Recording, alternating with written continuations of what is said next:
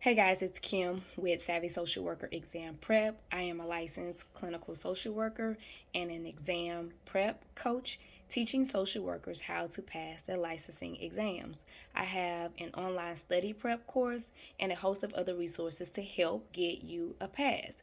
I have been receiving a lot of questions about test anxiety, so I wanted to do a series on how to overcome test anxiety. Okay, so first I want to let you know that a little nervousness before a test is normal and can be helpful in sharpening your mind and focusing your attention. But with test anxiety, feelings of worry and self doubt can interfere with your test taking performance and make you miserable and possibly cause you to stumble on the test. So, my first tip to you to overcome test anxiety would be to learn how to study efficiently.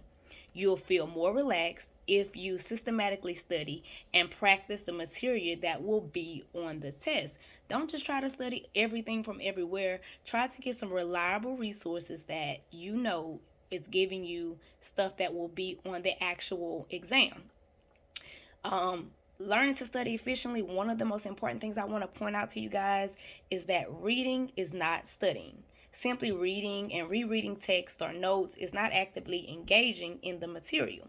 It is simply rereading your notes. Only doing the readings for your exam is not studying. It is simply doing the reading for the exam. Like, some people say, oh, I've read Don Apgar's book. That's good for you to read and learn and understand content, but that is still not studying. Reading and rereading can lead to you quickly forgetting stuff. It is when we study that we retain and remember information to be able to recall it later. Think of reading as an important part of pre studying, but learning information requires actively engaging in the material.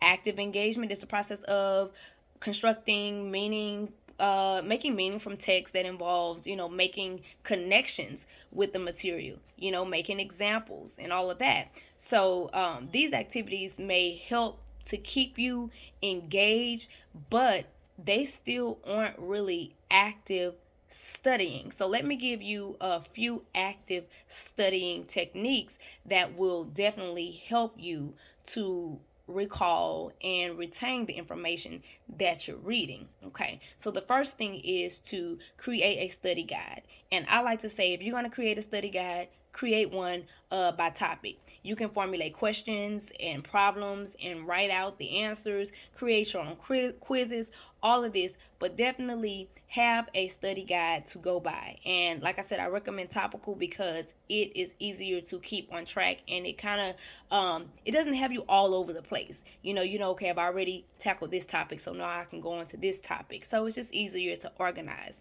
That's just my opinion. Another strategy would be to become a teacher. Kind of talk to yourself out loud. Explain the context, the context of the information that you are studying. Explain it to yourself. So just teach it to yourself, or act like you're teaching it to someone else. Okay. For things like defense mechanisms, I always tell people to derive examples that relate to their own experiences or people you know. So a lot of people struggle with learning how to differentiate between the different defense mechanisms. I have an excellent video on my YouTube channel, Savvy Social Worker Exam Prep, of all the defense mechanisms that will help with that. But I also recommend that you just try to personalize it. If you have a family member that you know is always in denial or using denial or whatever, associate that defense mechanism to that person, because anytime you see a scenario with that type of example, that person is going to pop in your head, and it's going to help you to relate better to the question on the ASWB exam.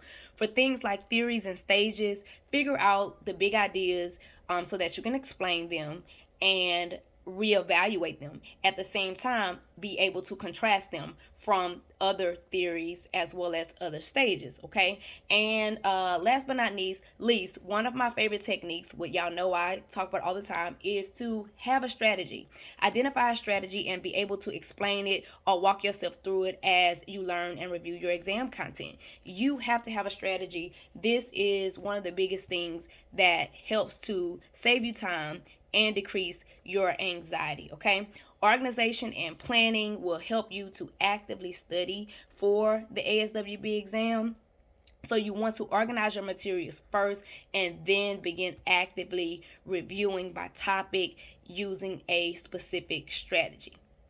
Thank y'all. Let me know what other questions y'all have. I will come back with some more strategies for overcoming test anxiety.